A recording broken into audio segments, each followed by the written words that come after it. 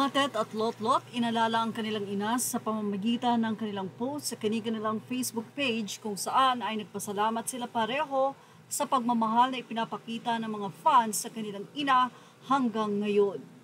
Well, talaga naman pinag-usapan sa social media at until now ay kaliwat kanan pa rin ang mga patribute ng mga fans, pati na rin ang bawat mga network ay may patribute nga kay superstar Nora Aunor.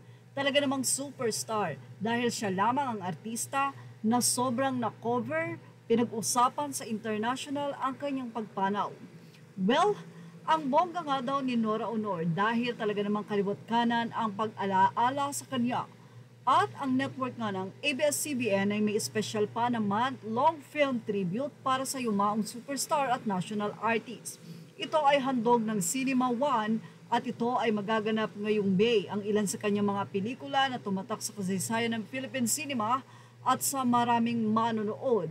Ito ay handog ng ilan sa mga hindi malilimutang pelikula ni Nora tulad ng Minsay Isang Gamo-Gamo on May 11, Bulaklak sa City Jail on May 18 at Himala on May 25 at mapapanood sa Restored Cinema tuwing Sabado 9 p.m. at tuwing Linggo, At sipa nga daw ng ABS-CBN at ng Cinema One bago sumikat si Nora bilang isang batikang aktres, nagsimula siya bilang singer at sumali sa iba't ibang kompetisyon na naging daan upang pasukin niya ang mundo ng pag-arte.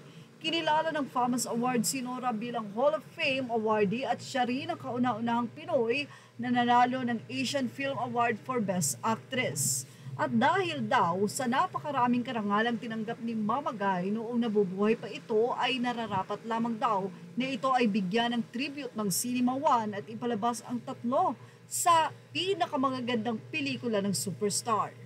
Anyway, available nga ang Cinema One, ang tahanan ng Filipino blockbuster movies sa Sky Cable Channel 56, Signal Channel 45 at GSAT Direct TV Channel 14. At ang iba pang local cable service providers.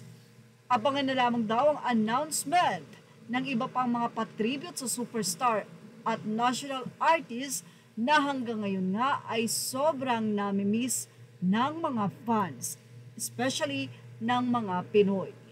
Well, sabi nga ni Michael B., the one and only superstar. Wala naman na daw talagang tatapat pa sa mga nakamtan na karangalan nang nasabi nga pong nag-iisang Nora Aunor o mas kilalang si Ate Guy. Yan ang ating showbiz love update. Thank you for watching. Images are already to the rightful owners. Please like, share, and subscribe.